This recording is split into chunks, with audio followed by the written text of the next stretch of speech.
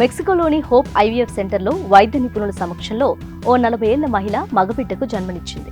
కృత్రిమ గర్భం ధరించిన ఆ మహిళ ఏఐ టెక్నాలజీ సాయంతో ప్రసవించింది. ప్రముఖ ఎంబ్రియాలజిస్ట్ డాక్టర్ జాక్వెస్ కోహెన్ నేతృత్వంలోని న్యూయార్క్ వాదులహారాకు చెందిన వైద్య నిపుణులు ఈ ఘనత సాధించారు. మెక్సికోలోని కన్సీవబుల్ లైఫ్ సైన్సెస్ అనే బయోటెక్నాలజీ సంస్థ రూపొందించిన ఈ విధానం గురించి రీప్రొడక్టివ్ బయోమెడిసిన్ ఆన్లైన్ జర్నల్లో ప్రచురితమైంది.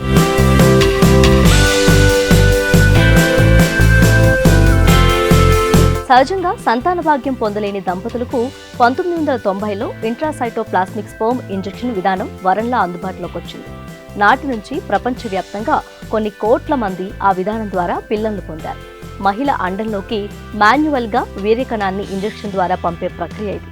మొత్తం 23 దశలు ఉండే ఈ ప్రాసెస్ చాలా కాంప్లికేషన్స్తో కూడుకున్నది.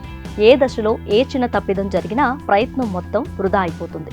అందుకే అత్యంత నిపుణులైన ఎంబ్రియాలజిస్టులను మాత్రమే ఎందుకు ఎంచుకుంటారు.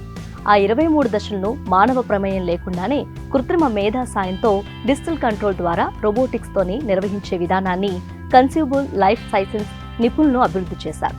అండంలోకి వీర్యాన్ని నేరుగా ఇంజెక్ట్ చేసే ఇంట్రాసైటోప్లాస్మిక్ స్పెర్మ్ ఇంజెక్షన్ కు బదులుగా ఆటోమేటెడ్ ఐవీఎఫ్ సిస్టమ్ను ఉపయోగించారు.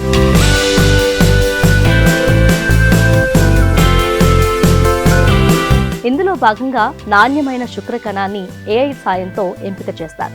లేజర్ సాయంతో దాన్ని కదలకుండా చేసి రిమోట్ డిజిటల్ కంట్రోల్ ద్వారా అండంలోకి చొప్పిస్తారు.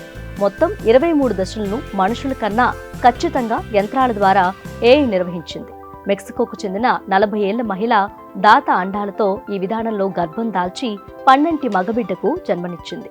ఈ కొత్త విధానం సంప్రదాయ కృత్రిమ సంతాన సౌఫల్య విధానం తీరుతెన్నులనే మార్చేస్తుందని డాక్టర్ కోహెన్ అభిప్రాయపడ్డారు. అయితే ఈ ఏఐ ఆధారిత ఐసీఎస్ఐ నిర్వహణకు పడుతున్న సమయం 9 గంటల 56 నిమిషాలు. నిపుణులైన ఎంబ్రియాలజిస్టులకు ఇంతకన్నా తక్కువ సమయమే పడుతుందని వైద్య నిపుణులు చెబుతున్నారు.